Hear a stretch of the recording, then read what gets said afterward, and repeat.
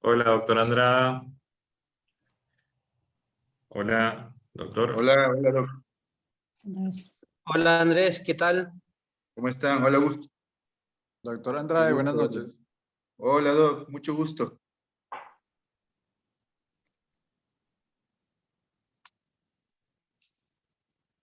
Augusto, cuando quieras empezamos.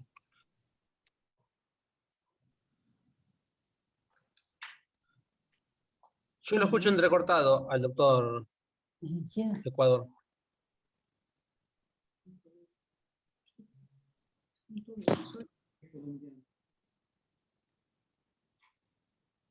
¿Me escuchas ahí? El doctor López ya está. Sí, ahí está. Dale. El doctor López ya está.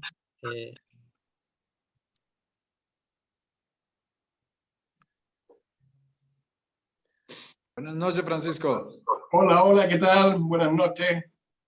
Un gusto. Hola, Francisco. ¿Cómo estás? ¿Cómo están? Bien, gracias.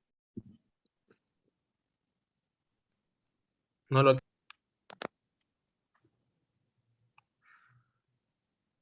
Augusto. Hola Francisco. Hola, hola. Bueno, todo un honor tenerlo, Todo doctor bien. López. Bueno, ya estamos todos. Iniciamos la conferencia. Dale, Ernesto. ¿Sí? Bueno, buenas noches a toda la Sociedad Latinoamericana de Coloproctología, médicos amigos, colegas, profesores, profesoras. Tenemos el privilegio, la Asociación Angelita Bargama, que formamos hace un par de años en el FICARE, dar una conferencia que va a estar a cargo del doctor profesor Eduardo Londoño Schimmer y los comentaristas Francisco López Cosner y el doctor Andrés Andrada Gómez. La conferencia va a ser de cáncer de recto de Miles a Angelita. El profesor Eduardo Londoño Schimmer, vamos a dar un poco de un corto resumen de su currículum. Fellow del American College of Surgery, Fellow de la American Society of Colon and Rectal Surgery. Es el primer vicepresidente de la LAC, de la Asociación Latinoamericana de Coloproctología para el 2025. Cirujano de colon y recto, presidente del Comité de Credenciales, Ética Médica y Conducta Profesional del Hospital Universitario Santa Fe de Bogotá. Profesor asociado de la Universidad de los Andes, Bogotá, Colombia. Y profesor asociado de la Universidad del Bosque, Bogotá, Colombia, entre otros. Doctor Eduardo Londoño, amigo, colega, profesor, le damos la palabra. Le damos la bienvenida también a la profesora Angelita, que nos va a iluminar esta noche con su presencia. Mil gracias, Ernesto. Muy buenas noches. En primer lugar, un saludo muy especial para la profesora Angelita. Es realmente un privilegio cuando recibí el honor de dictar esta conferencia por parte de los doctores Escalante, Montenegro y Gómez. Realmente me sentí absolutamente, como dicen los americanos, flattered, es decir, supremamente elegido ante el hecho de tener la posibilidad no solamente de dar la conferencia, sino de tener a la persona a la cual va dirigida esta conferencia. Y como ustedes verán, la doctora Angelita definitivamente es un hito en la cirugía colorectal, y no solamente en la cirugía colorectal, sino en el desarrollo de la mujer cirujana en el mundo, que tiene discípulos por todas partes, admiradores en todas partes, y gracias a que a lo largo de mi carrera he tenido el gusto de verla en diferentes foros, tuve incluso el honor de oír su primera charla sobre Watch and Wait, y ya verán ustedes pues todo lo que esto generó.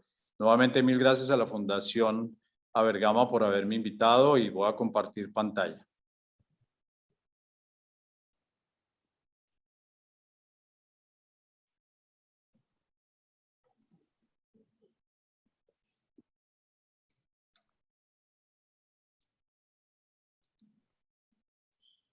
Si todo técnicamente está bien, comienzo la conferencia. ¿Está bien, Ernesto? Está todo perfecto. Perfecto. Entonces, muy bien.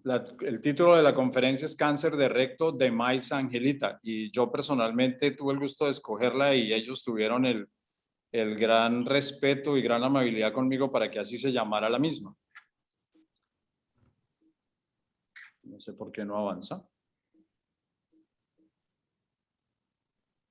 ¿Cuáles son los objetivos? Vamos a hacer un recuento cronológico y una reseña histórica hasta llegar a este avance. ¿Cuáles han sido los avances en la cirugía de cáncer de recto? Los cirujanos más ilustres, las técnicas quirúrgicas y obviamente llegar al watch and wait.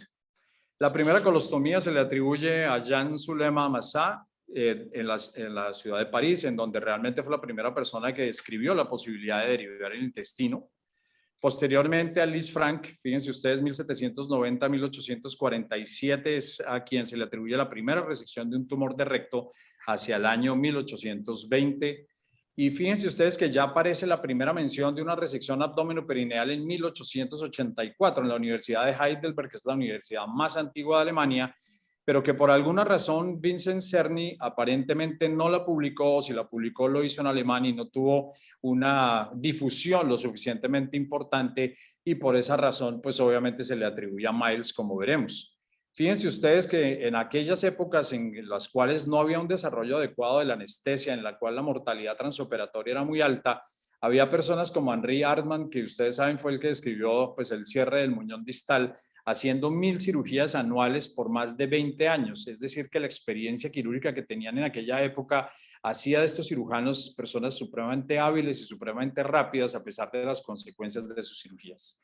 Aparece obviamente William Ernest Miles, que como ustedes saben publica por primera vez en Lancet en 1908 una serie de casos a los cuales les hace una resección abdominoperineal por cáncer de recto y la porción distal de la pelvis. Miles había pasado algún tiempo aparentemente en San Marcos, pero posteriormente fue nombrado cirujano en el Gordon Hospital. Y esto pues obviamente, como ustedes entienden, en los diferentes países y en las diferentes ciudades existe una forma de desarrollar las diferentes técnicas quirúrgicas, en algunos sitios con gran respeto, en otros con algunas luchas internas o algunas luchas de poderes que pueden llevar desafortunadamente a ser deleterias. Como ustedes ven en el lado derecho, pues definitivamente él en su primera publicación ya empieza a demostrarnos lo que es la anatomía, lo que es la resección de parte del mesorrecto, que era lo que se hacía en aquella época, pero definitivamente se le atribuye a él este desarrollo y esta publicación en cuanto a lo que realmente conocemos como la resección abdominoperineal. Fíjense ustedes que antes todas las resecciones se hacían por vía perineal, acarreaban un 95% de recurrencia local entre los primeros 6 meses hasta los 5 años y tenían una mortalidad posoperatoria que hoy en día consideraríamos absolutamente prohibitiva, 31%. 1907, Miles hace su primera cirugía abdominoperineal con algunas modificaciones de la técnica. Es la primera persona que habla sobre las zonas por las cuales puede drenar, digámoslo así, las células malignas, y él describe 3 zonas: la zona inferior, la zona lateral y la zona superior, que posteriormente, obviamente, como sabemos nosotros, se ha ido decantando dicha información, teniendo en cuenta además que por la misma época Cuthbertson-Dukes estaba empezando a hacer sus estudios para publicar pues la clasificación que posteriormente todos conocemos. ¿Cuáles eran los principios de esa cirugía? Pues obviamente una colostomía permanente. Era necesario hacer una resección de lo que él denominaba el colon pélvico, es decir, todo lo que estuviera sobre la reflexión o incluso un poco más alto de la reflexión, dejando obviamente un segmento para la colostomía. Había que hacer una resección de lo que denominaba el mesocolon hasta nivel de donde se bifurcaban las ilíacas a nivel de la aorta, llevar con todo ese tejido graso y ese tejido mesentérico para poder hacer el estudio de los ganglios linfáticos, y ya describía una amplia resección perineal, incluyendo los elevadores, que como veremos más adelante es una de los puntos importantes cuando hoy en día se hace la resección abdominoperineal por estudios que posteriormente fueron hechos en el siglo XX, hacia los años 1980 y 1990, hacía una resección del coxis y dejaba la herida perineal abierta para hacer un taponamiento con gasas que posteriormente por segunda intención iba a cerrar dicha apertura. Fíjense ustedes que en una publicación de John Golliger, que algunos de nosotros tuvimos la ocasión de conocerle, incluso yo tuve la oportunidad de enviar cartas a su servicio porque quería pasar un tiempo con él, ya estaba retirado en ese momento a fines de los años 80, y fíjense que el tiempo quirúrgico de Miles en la parte abdominal era de 35 a 40 minutos y la resección perineal era de menos de 10 minutos. Es decir, que prácticamente el paciente en menos de una hora se le había realizado una resección abdominoperineal, lo cual obviamente demostraba su habilidad, pero tenía como consecuencia una alta morbilidad. Aparece además al mismo tiempo en el Hospital de St. Mark's una persona que también fue muy conocida, John Percival Lockhart Montgomery, que es la primera persona que describe 200 casos de resección de recto, soportando la teoría de que la mejor incisión o excisión era por vía perineal y demuestra que su mortalidad posoperatoria era del 3.5%. Recuerden que la mayoría era de 31% y en la serie de Miles era por encima del 15% y una sobrevida a 5 años del 50%. Y se describe en la literatura que en este orden de ideas el debate entre Miles y Lockhart Montgomery estaba entre lo que decía Miles, que era obviamente lograr la sobrevida del paciente sin residuo local, lo que llamaban la conquista de la enfermedad, mientras que para Lockhart Montgomery lo más importante era salvar al paciente a pesar de que su residuo local fuera muy alto. Teniendo en cuenta estos factores, pues obviamente lo que se venía haciendo tenía que ver con la descripción que había hecho Paul Kraske alrededor de los años 1885 a 1890, quien fue la persona que describió la vía perineal. Ustedes saben que posteriormente se hicieron modificaciones en su técnica. La técnica original de Kraske era una apertura en la unión sacrococcígea de manera transversa. Hoy en día la hacemos de manera parasagital, principalmente por los estudios de Cope y de Localio. Pero fíjense ustedes que sus resultados funcionales eran muy pobres, tenía una altísima incidencia de infección, alta mortalidad y su residuo local pues estaba por encima del 50%. Al mismo tiempo y después de que ya había Miles descrito su técnica y empezaba a tener popularidad, aparece la descripción por William Gabriel, que era uno de los cirujanos de colon y recto de St. Mark's, quien hacía realmente la resección a la inversa, llamémoslo así, hacía primero la parte perineal, posteriormente la parte abdominal, lo hacía en un solo tiempo y fíjense ustedes que entre 1932 y 1952 su serie fueron de 1.223 pacientes, 422 de ellos habían sido hechos en St. Mark's, fíjense que su mortalidad total era del 9.2%, en St. Mark's la mortalidad era más baja, 2.6%, no entendí exactamente por qué ni encontré una razón para ello, pero ya tenía una sobrevida del 50% a 5 años, es decir, empiezan a modificarse ya ciertos factores que tenían que ver con la técnica quirúrgica, con los avances en anestesia, con el hecho de que ya durante la Primera y la Segunda Guerra Mundial se venían desarrollando mejores técnicas de reanimación y sobre todo de cuidado postoperatorio. Y fíjense que Miles en su biografía le comenta a uno de sus amigos, a Corman, en 1947, es decir, al final de su carrera, que realmente no consideraba la posibilidad de que hubiera lugar para que fueran conservadores en cuanto a la cirugía del recto, es decir, las cirugías que ya empezaban a desarrollarse y a publicarse con conservación del esfínter, para él realmente no tenían cabida. Por último, esta pequeña acotación que la puse aquí en inglés por lo que es textual, pero que demuestra que a pesar de que trabajaban en hospitales diferentes, a pesar de que tenían ideas diferentes, siempre se le consideró a Miles un amigo de Lockhart Montgomery, es decir, que realmente el impulso de los dos era de manera mancomunada y no de manera de agresión entre las dos personas. ¿Cómo se desarrolla la cirugía conservadora del esfínter anal? Y encuentra uno que ya en 1888 un discípulo de Kraske, que era Hoschenek, también en la Universidad de Heidelberg, al igual que Maunsell, son los primeros que empiezan a describir la posibilidad de cómo conservar el esfínter. Empiezan a hacer estudios para que el paciente no tenga una colostomía definitiva y posteriormente aparecen nombres muy conocidos como Babcock, como Bacon, que ya veremos la importancia que tuvo en el desarrollo en los Estados Unidos, técnicas de Turnbull y obviamente la de Kutait, pues por el pull-through, que realmente fueron unos aportes muy importantes al desarrollo de la técnica quirúrgica. Y aquí está la primera publicación hecha por Harry Bacon de Estados Unidos. Ustedes ven, fue presidente de la Asociación Americana de Colon y Recto en los años 48 y 49 y aparece obviamente la técnica que conocemos del pull-through, que realmente es quizás la técnica más depurada inicialmente para conservar el esfínter en este tipo de pacientes que requerían una resección anterior ultra baja. Recordemos que en ese momento todavía no se habían desarrollado otras técnicas quirúrgicas ni contábamos con las autosuturas que veremos que aparecieron un poco más adelante o se popularizaron más adelante. Y una mención especial, obviamente, en este grupo latinoamericano a los aportes que hizo Daher Kutay, también con la cirugía junto con Figlioni de la cirugía del pull-through. Aparecen luego, pues obviamente una persona muy importante en este desarrollo, Mark Ravitch, que ustedes saben que trabajaba en John Hopkins. Ravitch, lo más importante era que además era un hijo de emigrantes rusos, hablaba perfectamente ruso y fue la primera persona que se enteró que en Rusia habían desarrollado la idea de Holt y de von Petz de Hungría, desarrollando las autosuturas. Y cuando uno lee la historia, realmente él fue enviado por el gobierno de los Estados Unidos porque él había trabajado en transfusión y en bancos de sangre, fue la primera persona que lo mencionó, y la idea era que él iba a Rusia junto con dos otros, un hematólogo y otra persona que trabajaba mucho en el área de la transfusión sanguínea, a conocer los desarrollos que se estaban haciendo en dos institutos, uno en Moscú y uno en Leningrado, para luego traer pues esta información a los Estados Unidos. Recuerden ustedes que en esa época, cuando él viajó en el año 58, fueron contactados por la CIA, les dieron una cantidad de indicaciones porque pues obviamente por la Guerra Fría y por la cortina de hierro, ir a Rusia a mirar desarrollos científicos implicaba en un momento dado potencialmente que fueran espías. Y cuando uno lee esa historia que está publicada en este excelente artículo por Station, que está publicada en la revista Chirurgie de París, demuestra realmente cómo sucedieron una cantidad de hechos casuales y coincidentes que llevaron a la posibilidad de que Mark Ravitch llevara un equipo de autosuturas a los Estados Unidos.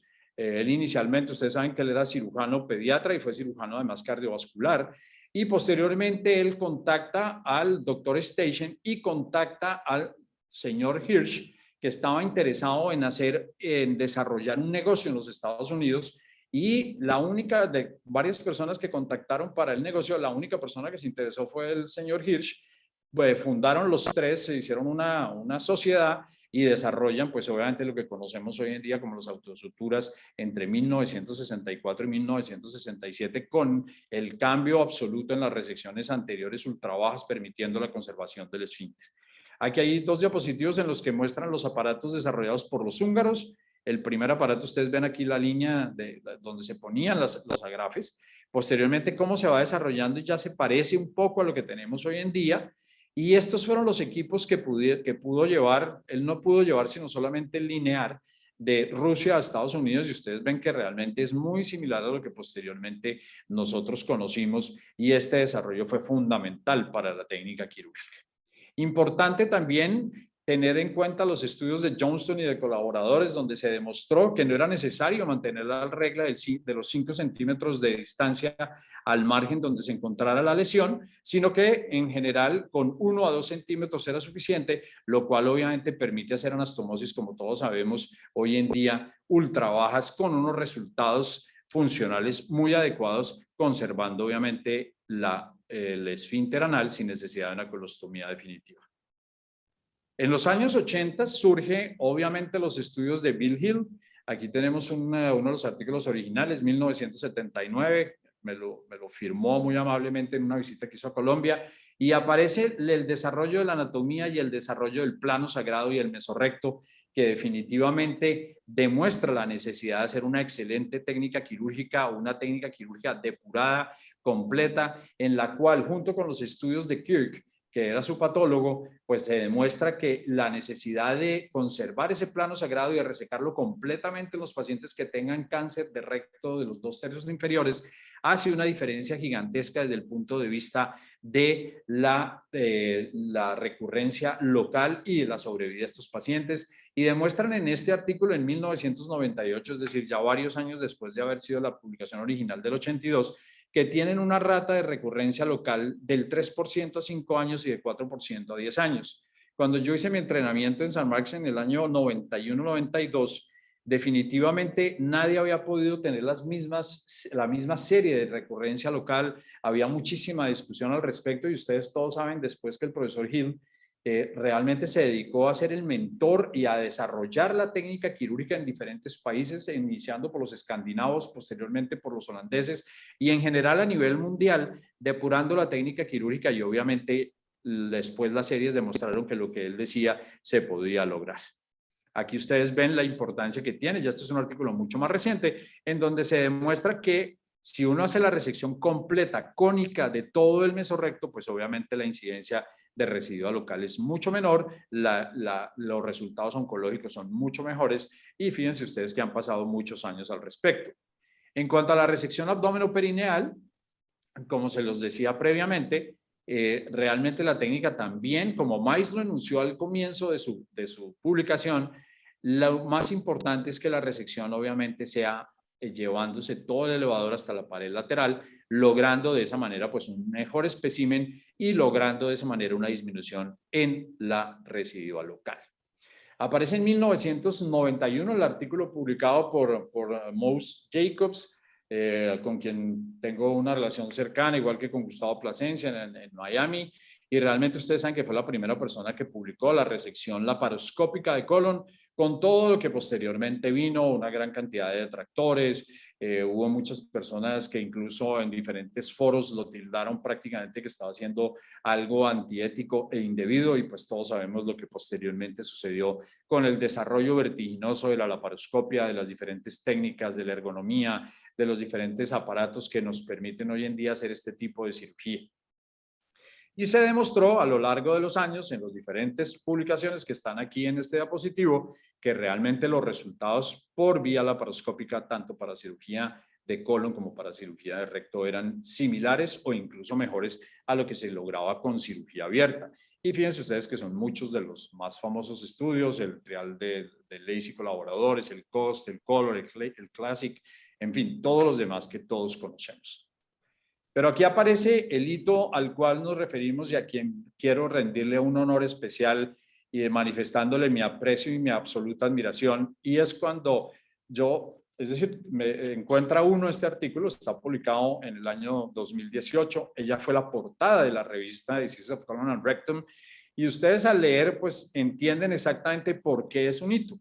Y ella lo manifiesta de una manera supremamente honesta. Cuando hacía las cirugías de resección, de amputación del esfínter y del recto, muchas de las patologías al volver, después de haber recibido neoadyuvancia, pues se encontraba que no había cáncer. Y ella se pregunta inmediatamente, ¿cómo es posible que no haya cáncer? ¿Será que yo estoy haciendo algo indebido? ¿Estaré violando el principio del primum non nocere?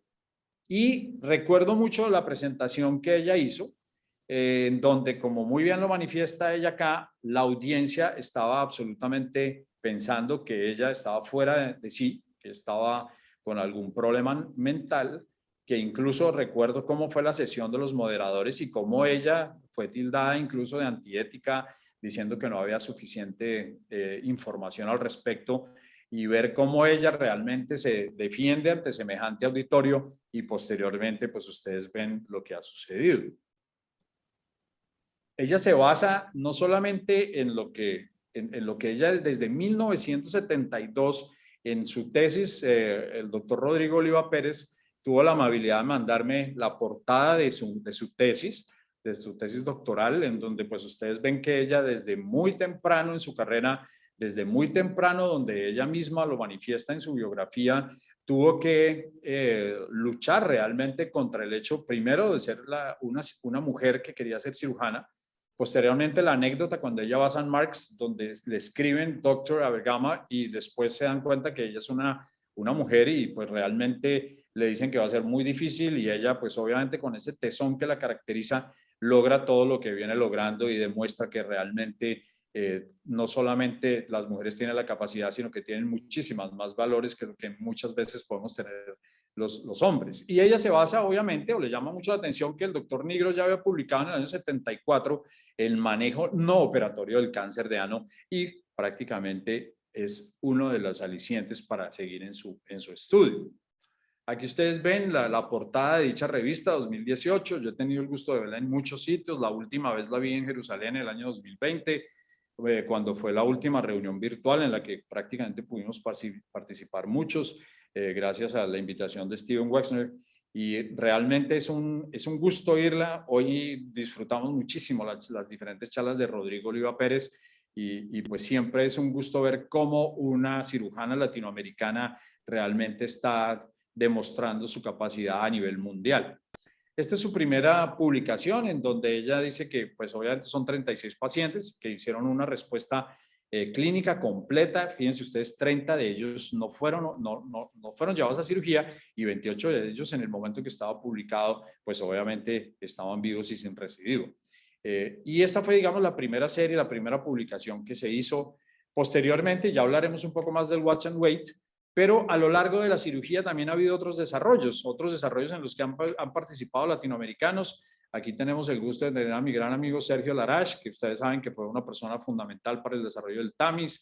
Posteriormente, Antonio Caicedo, que es colombiano, vive en Canadá y que junto con Sergio y con muchas otras personas viene desarrollando pues otro tipo de técnicas quirúrgicas, el TATA-ME, está catalogado entre los latinos más influyentes del Canadá en 2017. Posteriormente, los aportes que ha hecho el doctor Armando Melani, nuestro mentor, nuestro amigo en la cirugía robótica en Latinoamérica. Y obviamente no podía dejar de nombrar a una persona a quien aprecio profundamente, que es el doctor Steven Wexner, y a su señora, la doctora Berjo, que realmente han sido adalides en el desarrollo de la relación entre América del Norte y América del Sur, en la Cleveland Clinic de Florida, con los diferentes grupos latinoamericanos. Y aparece obviamente en ese desarrollo la robótica que ustedes como supieran y saben, pues también tuvo las mismas dificultades que la laparoscopia cuando empezó, no solamente por los costos, sino porque no se creía que probablemente el entrenamiento podía ser muy costoso, muy difícil, bajo acceso principalmente en los países latinoamericanos, pero pues progresivamente estamos viendo ya series como la robótica tiene un lugar en especial en la cirugía de cáncer de recto del tercio medio y del tercio inferior, disminuyendo complicaciones, mejorando la calidad de vida, recuperación más rápida de los pacientes. Solamente una acotación, el 23 de mayo del 2016, con nuestro mentor, el doctor Armando Melani, se realizó la primera cirugía por robot de cáncer de recto en Colombia, en la Fundación Santa Fe de Bogotá. Gracias, Armando, si estás conectado. Pero el manejo del cáncer de recto, además, ha tenido otros aportes de otras áreas de la medicina, como es la radiología, y en esto me refiero principalmente a la resonancia magnética. La resonancia magnética es el único examen que permite que nosotros veamos dónde está la reflexión peritoneal, es la que nos permite ver la relación que tiene con los diferentes tejidos blandos, la extensión que tiene a nivel del mesorrecto, la presencia de nódulos a nivel del mesorrecto, que dictará obviamente el manejo de este grupo de pacientes. ¿Cómo no nombrar a Gina Brown, otra mujer excepcional, radióloga del Royal Marsden, que quizás es la persona que más desarrollo ha dado a la importancia de la resonancia magnética en la evaluación preoperatoria y en el seguimiento del cáncer de recto en los pacientes, y que hace el dictum para saber exactamente qué pacientes deben recibir qué tipo de manejo, disminuyendo de esta manera la posibilidad de recurrencia local, la dificultad quirúrgica y la necesidad de tratamientos neoadyuvantes y complementarios. Pero volvamos entonces a lo que más nos interesa, y es el Watch and Wait. Y ustedes ven aquí ya una publicación posterior del grupo de Angelita, donde ustedes ya con una serie de pacientes mucho mayor demuestran una sobrevida específica por cáncer a 5 años en pacientes sometidos a Watch and Wait del 91%, con una sobrevida libre de enfermedad del 68 pacientes, y todos los pacientes pues obviamente habían sido sometidos a este tipo de tratamiento, y ustedes ven aquí las curvas claramente demostrando que este método, que ha sido muy estudiado por ella, pues obviamente está hoy en día dentro del armamentario que utilizamos. Y se resumen en varios artículos que han aparecido año 2020, 2021, 2022, en donde dice cómo podemos escoger los pacientes para Watch and Wait. ¿Qué se debe evaluar de esos pacientes? Pues obviamente primero su función esfinteriana, ver cómo es el estado general del paciente, si se necesita o no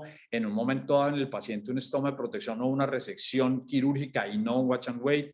¿Cuál es la distancia del tumor? Si es móvil o es fijo, y esto estamos hablando de simplemente examen físico, donde el tacto rectal es fundamental para el diagnóstico inicial y el seguimiento, como lo veremos. Si está fijo a la pared del esfínter o la pared lateral, qué extensión tiene, qué potenciales tiene de obstrucción o riesgo de sangrado el paciente, para hacer obviamente la escogencia del paciente. Todos estos pacientes deben ser llevados a una junta multidisciplinaria donde se discuta el caso y se considere cuál es la mejor forma de manejo del paciente. Algunas definiciones, a pesar de lo pesado del slide, porque considero que son importantes de tener en cuenta. lo que es una respuesta patológica completa, que es de cuando vuelve el espécimen y nos lo describe el patólogo, pues obviamente es lo que se denomina un YPT0. La respuesta clínica completa, que debe ser es la respuesta más importante para saber si ese paciente debe continuar en el plan de watch and wait o si debe pasar el paciente a cirugía o a otro tipo de tratamiento. La importancia de la respuesta casi completa que debe ocurrir al principio de las primeras evaluaciones cuando el paciente es sometido a la quimio-radioterapia neoadyuvante, usualmente con un esquema largo, como lo demostró hoy Rodrigo en sus excelentes presentaciones. La aparición o el uso de la terapia neoadyuvante total, bien sea de inducción o bien sea de consolidación. Sabemos hoy en día que la consolidación da mucho mejor resultado y da mucho mejor resultado con una radioterapia adyuvante con un curso largo. La importancia que en el seguimiento se le da a la reaparición o al crecimiento local, es decir, la recurrencia luego de que el paciente ha sido clasificado como una respuesta clínica completa y localizar ese recrecimiento, bien sea a nivel de la pared del recto, lo cual ocurre en más del 90%, o si realmente está comprometiendo el mesorrecto, los ganglios internos o los obturadores, y lo que se considera recurrencia local, que obviamente es la recurrencia fuera de la frontera del mesorrecto y de las paredes pélvicas. Los potenciales candidatos entonces deben demostrar una excelente respuesta en la primera evaluación a las 6 a 8 semanas. Algunos consideran que debe ser por encima del 70-80% la respuesta durante este periodo de tiempo. Reevaluarlo cada 3 a 4 semanas y hay un grupo muy grande de pacientes, la mayoría de ellos requieren mínimo 16 semanas para que haya una respuesta clínica completa por radioterapia, pero algunos incluso lo logran hasta los 6 meses después de completar la radioterapia. Importante tener en cuenta que obviamente esta respuesta clínica completa debe ser después de la neoadyuvancia y se debe evaluar en 3 factores principales, pero sobre todo 2 de ellos, la clínica, la endoscópica. Y se le está dando valor hoy en día pues a la utilización de la resonancia magnética en este grupo de pacientes. Se logra cuando se pueden... Se logra cuando los pacientes están, digamos, en este tipo de seguimiento watch and wait, obviamente una excelente función, se logra además una excelente respuesta oncológica, pero siempre se debe tener muy en cuenta la posibilidad de recrecimiento y obviamente la posibilidad del riesgo de metástasis en algunos grupos de pacientes que han sido determinados por el alto riesgo.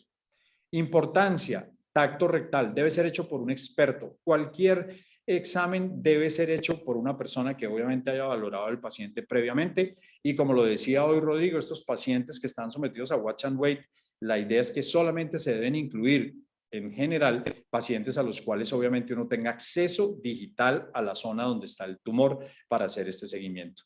Y obviamente la endoscopia, en donde debe haber una cicatriz plana, puede haber algo de telangiectasia presente e hiperemia, y cualquier alteración, ulceración, debe tenerse en cuenta como uno de los factores en los cuales la posibilidad de recrecimiento debe estar a la orden del día. Y obviamente en la primera evaluación, como lo decíamos, debe tener una excelente respuesta o una casi respuesta clínica completa, aproximadamente de un 70 a un 80%. No se deben hacer biopsias, hay múltiples estudios que demuestran que el hecho de que uno haga una biopsia y que sea negativa, pues obviamente no descarta la posibilidad y si es positiva, pues obviamente se podría en un momento dado pensar, pero el grupo de Angelita considera que definitivamente no están indicadas las biopsias y hoy en día, como les decía, se utiliza la resonancia magnética y el PET. Aquí se demuestra en artículo también de Angelita cómo debe ser lo que uno realmente ve de cicatriz, ustedes la ven aquí más claramente, y hoy en día pues obviamente se utilizan los métodos endoscópicos más avanzados que permiten hacer un diagnóstico más precoz de la posibilidad de que exista un recrecimiento. ¿Cuáles son los criterios radiológicos a utilizar? Pues obviamente utilizar la resonancia magnética en las secuencias T2 pesado o T2W, donde se encuentra una señal de baja intensidad, que se demuestra que está, digamos, la respuesta de la resonancia magnética en lo que se demuestra como grado 1, grado 2, y luego las secuencias de difusión. Y hay algunos artículos nuevos en donde el PET scan puede demostrar también la posibilidad de ayuda en el seguimiento de estos pacientes, demostrando una disminución de la actividad del trazador, obviamente hasta el mínimo el 50% a las 6 semanas y ojalá más del 70% a las 6 semanas de radioterapia, que se considera un factor pronóstico para una respuesta clínica completa. El seguimiento, como les decía, debe ser obviamente a nivel local. recurren o recrecen en este porcentaje de pacientes dentro de los estudios de Watch and Wait, un 25% aproximadamente. La gran mayoría ocurre en los primeros 3 años. El 90% tienen un componente luminal, 10% en el mesorrecto, y se dice que después de que el paciente ha sido negativo para recrecimiento, después de los 3 años, únicamente en menos del 5% vuelve a aparecer el tumor, pero obviamente el seguimiento de estos pacientes debe ser muy estricto cada 6 meses por 3 a 5 años. Y obviamente la preocupación de las metástasis pues implica que uno haga un seguimiento como el que se hace en cualquier cáncer de colon o de recto, con imágenes diagnósticas y marcadores tumorales. ¿Qué sucede? Este es un registro internacional en donde se demuestra que cuando los pacientes tienen no han tenido la presencia de recrecimiento por 3 años y luego a 5 años, ustedes ven cómo la sobrevida de estos pacientes definitivamente es muy alta y estos pacientes tienen una posibilidad muy baja de que posterior a los 3 años vuelva a reaparecer el tumor. Y aquí esto lo demuestra pues nuevamente el hecho, aquí está relacionado con la presencia de metástasis que generalmente ocurre en los pacientes que tienen la recidua antes o el recrecimiento antes de los 3 años, lo cual paralelamente demuestra que el seguimiento es fundamental. Otros estudios, como el estudio liderado por Julio García Aguilar en el Sloan Kettering, en donde nuevamente ese es quizás uno de los estudios más importantes porque es en Estados Unidos. Inicialmente ustedes saben que por lo que comentábamos, se fue muy criticado el estudio, pues obviamente un estudio latinoamericano y finalmente los americanos pues, demuestran en sus estudios que es absolutamente reproducible lo que el grupo de Angelita ha demostrado. Estudios comparativos, fíjense ustedes, 2014, la serie de Angelita, 91% sobrevivía 5 años, la de Martens 97%, la de Apple 100%, pero solamente con seguimiento a 2 años, y la de Renahan de 96%. La de García Aguilar es la más baja, 73%, pero él en su artículo dice que muy probablemente es por el sesgo de escogencia en los pacientes, que posiblemente hay algunas diferencias en cuanto a los protocolos que se hacen de radioquimioterapia, pero definitivamente considera que este es un método que debe incluirse en el estudio. Solamente 4 positivos del día de hoy, en la conferencia de Rodrigo esta mañana. Inicialmente, como lo vimos, fue una casualidad lo que ocurrió para que Angelita se motivara a hacer este aporte al tratamiento del cáncer de recto a nivel mundial, pero ya no lo es, ya se ha demostrado que no fue una casualidad. Hoy en día tenemos la suficiente data de una manera lo suficientemente fuerte para que obviamente esté respaldada plenamente. Aquí ustedes ven cómo es la forma como ellos hacen su seguimiento. La primera evaluación se hace a las 6 a 8 semanas, se mira si hay una respuesta completa o casi completa. Si la hay, pues obviamente el paciente se vuelve a ver a las 8 semanas, se hace una segunda y pues obviamente ustedes ven cómo el seguimiento es muy similar a lo que yo les dije. Si no se obtiene ese resultado, pues obviamente se considera la cirugía en los pacientes. Un punto que siempre ha sido de discusión es qué pasa si el paciente presenta nuevamente crecimiento o hace una recaída. Se demuestra claramente en el grupo de ellos que el 93% de los pacientes se pudo hacer cirugía de salvamento con excelente respuesta oncológica y con sobrevida a largo plazo. Las metástasis a distancia siempre ha sido, digamos, uno de los talones de Aquiles, una de las preocupaciones grandes con este seguimiento de los pacientes. Si el paciente tiene una respuesta patológica completa, solamente se ve en el 4%, en Watch and Wait, si ha presentado una respuesta clínica completa, se dice que es del 1 al 2%, si reaparece, si recrece el tumor es del 36% la aparición de metástasis a distancia. Eso quiere decir que este tipo de tumores son los tumores quizás con un comportamiento biológico diferente, más agresivo, resistente a la quimio y a la radio, y se demostró que esto era estadísticamente significativo. Y fíjense ustedes que, como lo demuestra también este otro artículo publicado por el grupo del Sloan Kettering, pues obviamente la obsesión por las metástasis sí es muy importante, pero fíjense ustedes que la cirugía de salvamento no compromete el pronóstico oncológico de los pacientes. En conclusión, para Rodrigo esta mañana, los criterios en el Watch and Wait, pues obviamente lo más importante, el clínico, es decir, el tacto rectal, el endoscópico, como lo vimos, y obviamente él le da un valor ya también a la radiología, sin que sea el valor más importante. No hacer biopsias endoscópicas, siempre considerar la posibilidad de Watch and Wait antes de pensar en TNT, mejorar, obviamente, el hecho de no tener que hacer una resección anterior baja, considerar en un estadio temprano qué es lo que se debe hacer con los pacientes, se deben evaluar, como les decía, en una junta multidisciplinaria y tener mucho cuidado, tener un ojo avisor cuando empiece a haber algún tipo de signo que le demuestre a uno el recrecimiento local y obviamente no olvidar el riesgo de metástasis.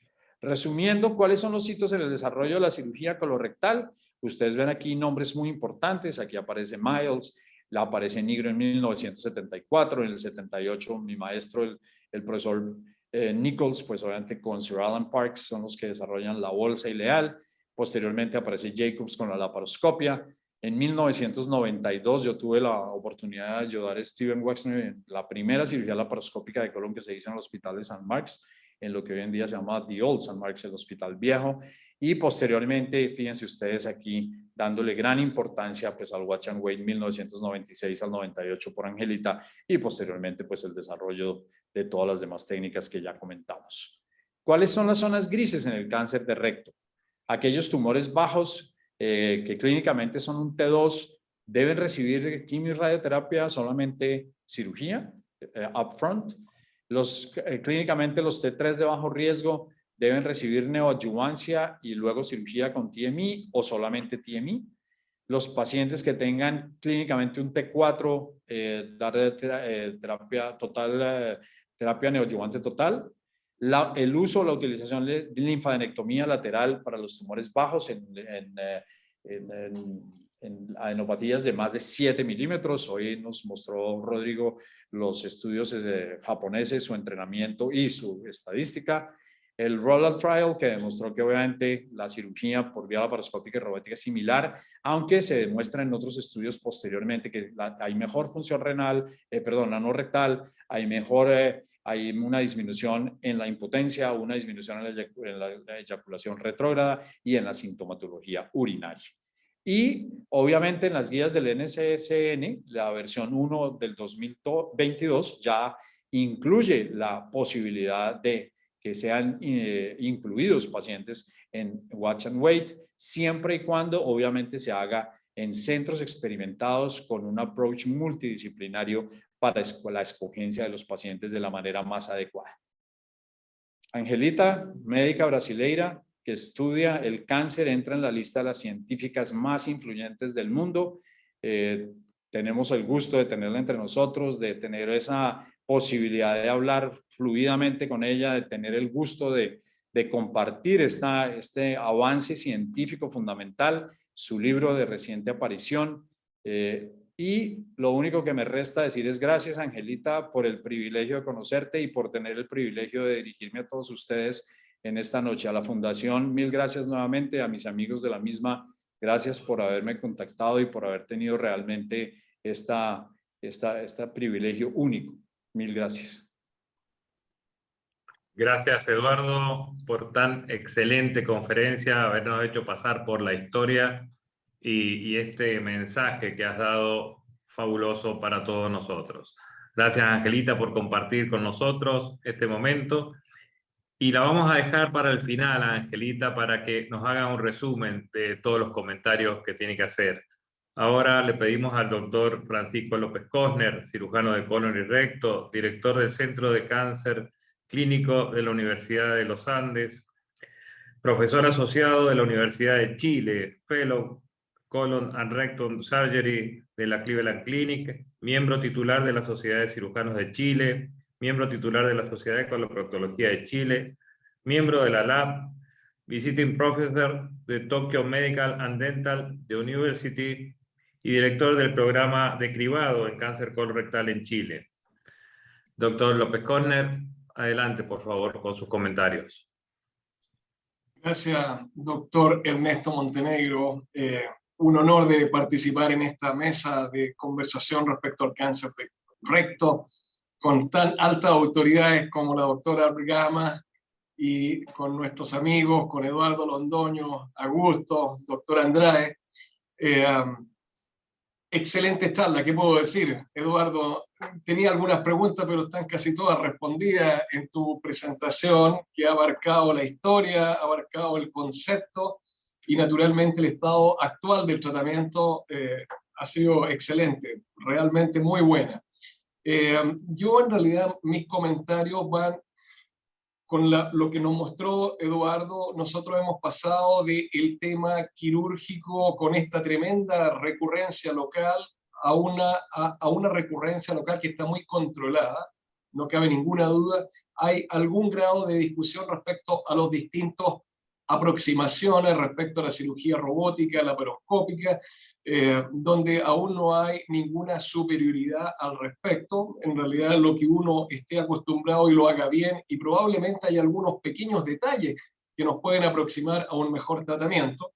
Y lo que sí me preocupa en la actualidad es la funcionalidad. Yo creo que ahí hay un área en la cual nosotros todavía estamos limitados. Si realmente el paciente tiene la respuesta clínica y patológica completa y el paciente no requiere cirugía, estamos con una solución maravillosa, lo que la doctora Abraham ha logrado establecer a nivel mundial. Algunos que inicialmente consideramos que había un cuestionamiento, hoy en día es una realidad, no cabe ninguna duda.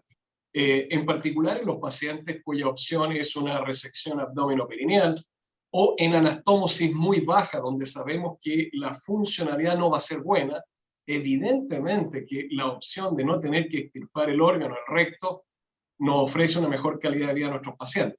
Mi preocupación va naturalmente por el lado de pacientes que irradiamos, que posteriormente hacemos resecciones muy elegantes, abajo, colorectal ultra baja, colonal e interesfintérica, y que sale todo bien y después de 6 meses, 1 año, incluso 5 años, aparece una fístula anastomótica, crónica, que lamentablemente no cierra, que nuestros elementos terapéuticos son muy restringidos para poder hacer que ese paciente pueda sellar esa fístula, y que muchos de esos pacientes terminan finalmente con una ostomía definitiva. Entonces, esto que le hemos prometido al paciente de que vamos a dejarlo con una ostomía transitoria, que vamos a lograr hacer la unión de su colon al canal anal o al recto bajo, terminamos finalmente o desmantelando o desfuncionalizando a ese paciente y queda con una ostomía definitiva. Entonces, mi pregunta, no sé, a mí me gustaría aquí,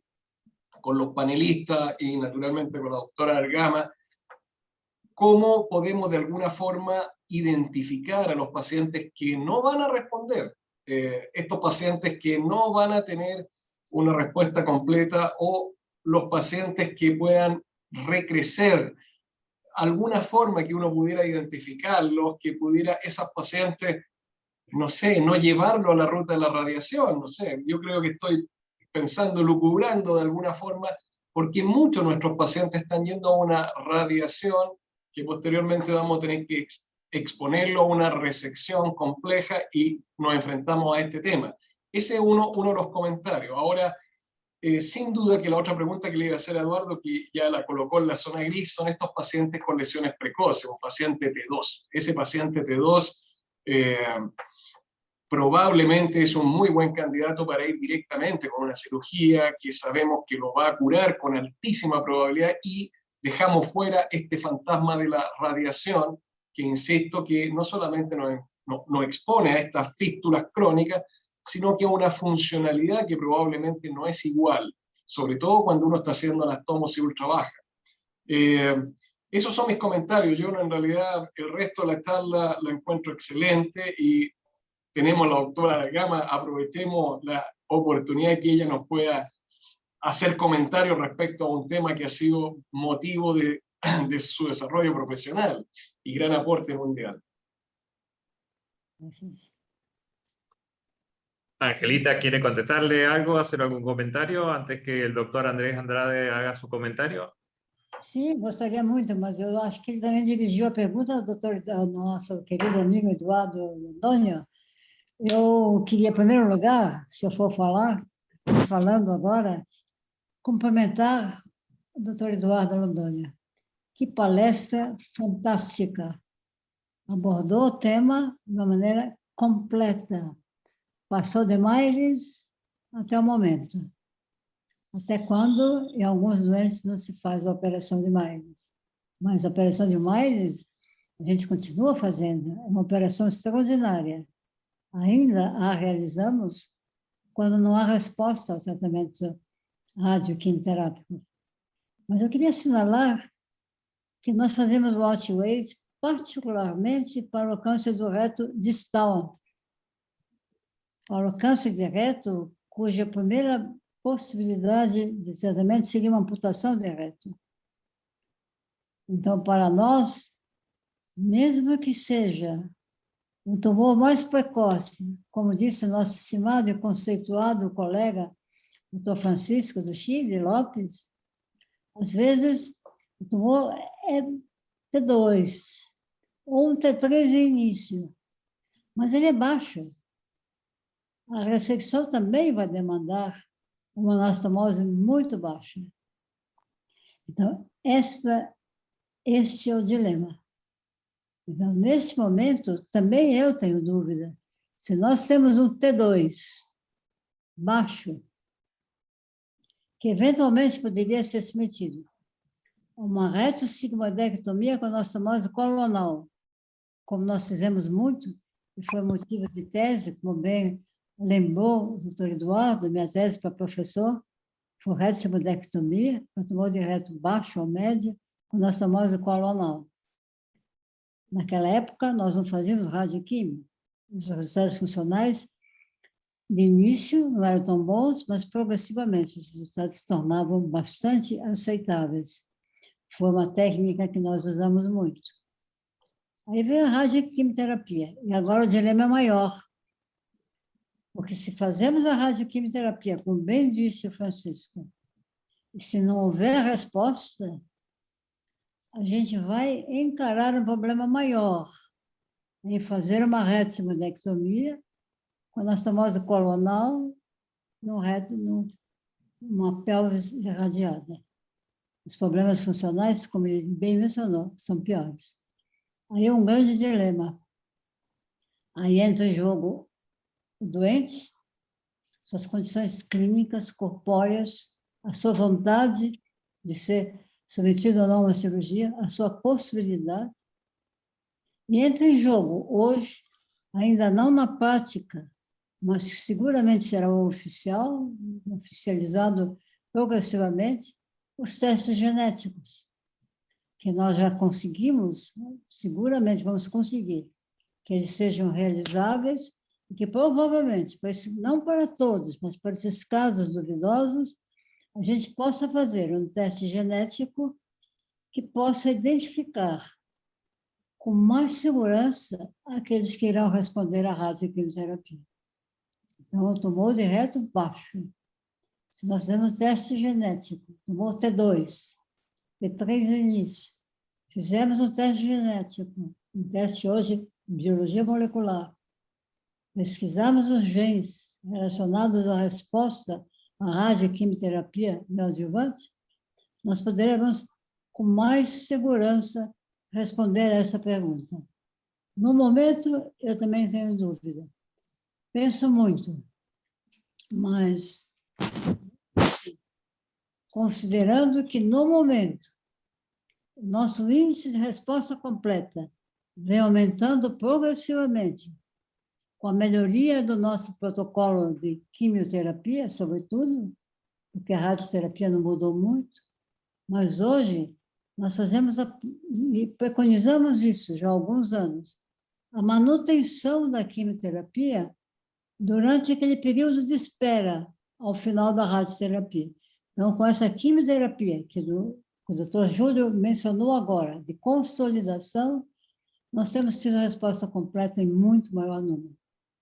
Então, apesar de ter dúvida, respondendo à pergunta do Francisco, eu faço a radioquimioterapia, porque há grande possibilidade, e cada vez maior, uma bela neoadjuvância, a gente tem uma resposta completa, o que será melhor para o doente.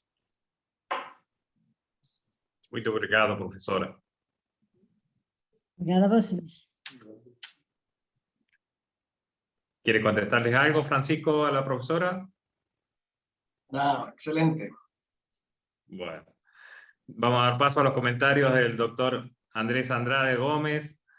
médico cirujano de la Pontificia de la Universidad Católica del Ecuador, cirujano general y laparoscópico por la Universidad de la Cuenca, coloproctólogo por la Universidad de Guadalajara y ex fellow del Instituto Angelita Abargama. Adelante, doctor Andrés. Ernesto, buenas noches a todos los palestrantes. Es un gusto, un privilegio estar para mí estar aquí, frente a la profesora y frente a los que llevamos la bandera de ella por el mundo. Antes que nada, agradecerles y pues como comentarios y felicitarle pues primero al doctor Londoño por esta gran charla. Yo creo y todos los que hemos estado junto al equipo de la doctora Angelita, creo que nos hemos convencido de que el Watch and Wait es una oportunidad para los pacientes. Es una oportunidad que en la actualidad ha tomado ya mucha fuerza, pese a que muchos de nuestros países estamos en pañales todavía como para fortalecerlo esto, pero tal como les dije al inicio, tenemos que llevar esta bandera con decisión. Y creo que todo esto se resume en mejorar la calidad de vida de los pacientes, en darles esta oportunidad de mantener una calidad de vida adecuada, sin someterlos a una cirugía tan agresiva. Yo pienso, y como lo ha dicho Rodrigo muchas veces, los que lo seguimos escuchando él, a la doctora Angelita, pues el objetivo del Watch and Wait es justamente preservar el órgano como tal, ¿no? Se habla mucho de preservación de esfínteres en ese sentido, para no ser tan agresivos en la parte quirúrgica, pero netamente el Watch and Wait o el uso de quimio y radioterapia va pues justamente a la decisión de preservar órganos. Y de esta forma, con toda la tecnología actual, la genética, la imagen, los avances de quimio y radioterapia, una evaluación adecuada en pacientes adecuados, pues justamente no podemos negarles esta posibilidad, no podemos negarles la probabilidad de no someterse a cirugía. Todos somos cirujanos, todos nos hemos entrenado, hemos ido por diferentes partes del mundo tratando de ver técnicas quirúrgicas adecuadas, pero sin embargo, en este punto la idea es no hacer daño al paciente. Y creo que esta es una de las mejores opciones para buscar eso. Pues justamente los que hemos estado en Sao Paulo, junto a la profesora, junto a Rodrigo, creo que se nos queda grabado un poco más esto de levantar el bisturí y justamente darle la oportunidad al paciente de no someterse a cirugía y llevar una calidad de vida adecuada.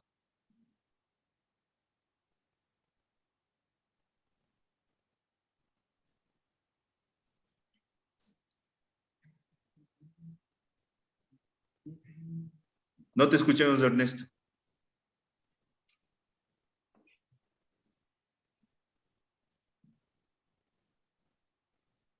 Y totalmente de acuerdo, doctor Andrade.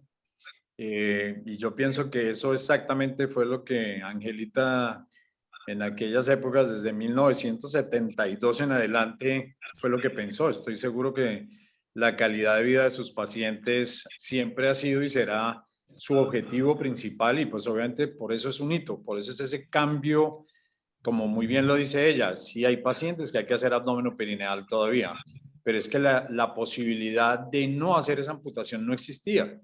No existía esa posibilidad, a nadie se le había ocurrido esa posibilidad. Entonces yo pienso que esa es la importancia que tiene pues obviamente este nuevo manejo, y pues obviamente yo quiero oír a la doctora Angelita. Yo pienso que ella toda tiene muchas cosas que nos puede aportar.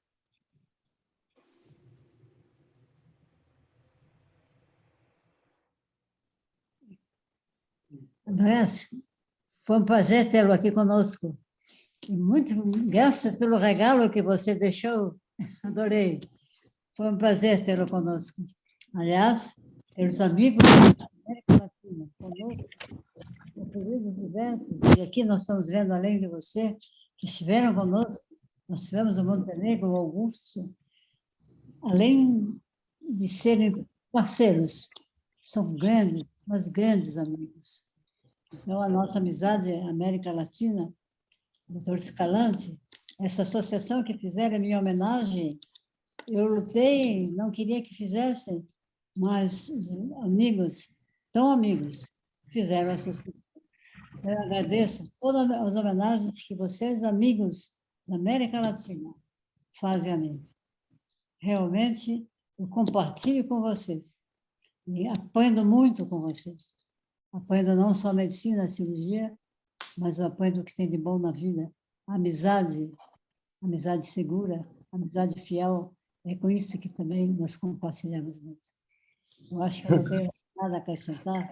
E saber o interesse pelo câncer de reto, o interesse pelas operações, o interesse por não operar, nós todos, como cirurgiões, nós sabemos que ainda hoje os oncologistas são os maiores opositores do Watchman Wade. Porque seguramente os oncologistas não conhecem as consequências funcionais de uma cirurgia de retirada do reto, de uma anastomose muito baixa ou de uma amputação de reto. Então, eu acho que progressivamente, para a alegria de todos nós, a aceitação de não operar de imediato, só operar aqueles que, infelizmente, não respondem bem à radioquimioterapia, porque esses doentes existem. E para estes, a grande maioria das vezes, nós ainda temos que praticar a operação de Myers, a grande operação de Myers. Foi realmente a primeira grande revolução para o tratamento do câncer de reto. Muito obrigada por toda a atenção e pelas palavras de todos vocês. Cara Angelita, muito obrigado a você, muito obrigado, doctor Londoño, a Ingrid Melo, que siempre está atenta a nuestras publicaciones y a nuestras subidas a la red, al doctor Augusto Gómez, al doctor Fabio Campos, al doctor Ricardo Escalante, y le vamos a dejar las palabras finales a Augusto para que cierre esta genial conferencia. Bueno, muchas gracias, Ernesto. Gracias, doctor Eduardo Londoño. Estuvimos ya en contacto hace poco, usted estuvo como comentarista, ahora lo tuvimos como disertante en nuestra asociación. La verdad que muchas gracias. A la profesora Angelita Bergama y al doctor Francisco López. Cuando yo fui a San Pablo y fui a Santiago de Chile, fueron los dos mis primeros jefes cuando comenzaba a caminar en la coloproctología. Yo tengo una pregunta para el doctor López. Ustedes siempre del otro lado, del lado del Pacífico, miran mucho a Japón. Y le quería preguntar sobre las linfadenectomías laterales. Si ustedes tienen experiencia en su equipo, y luego yo estaría a la conferencia. Gracias por tu pregunta. La verdad es que no es una técnica que utilicemos de rutina. La experiencia es tremendamente reducida y curiosamente las pocas veces, una de las que tuvimos que realizar, lo hicimos con uno de nuestros amigos japoneses que nos estaba visitando en Chile. No es algo que hagamos de rutina. Está bien. Y saludar al doctor Andrés Andrada de Ecuador, que ya hemos estado en contacto y bueno, lo hicimos participar de esta conferencia. Sin más palabras, lo invitamos a la próxima conferencia, el próximo mes. No nos tenemos que olvidar que este año tenemos la posibilidad de encontrarnos todos los amigos, todos los ex-fellow en San Pablo, el 2020, que sin duda nos vamos a encontrar, como siempre, con la calidad que siempre nos recibe nuestra querida profesora. Muchas gracias a todos los participantes, más de 85 participantes han estado desde el minuto 0 hasta ahora, hasta cerrar la conferencia. Desde ya, muchas gracias a todos y los esperamos el próximo mes. Gracias. Muchas gracias a ustedes. Muchas gracias, saludos a todos. Mil gracias. Angelita, un abrazo. Graças. Congratulações, hein? Excepcional a conferência. Muito obrigada. Mil gracias a ti, muy amable.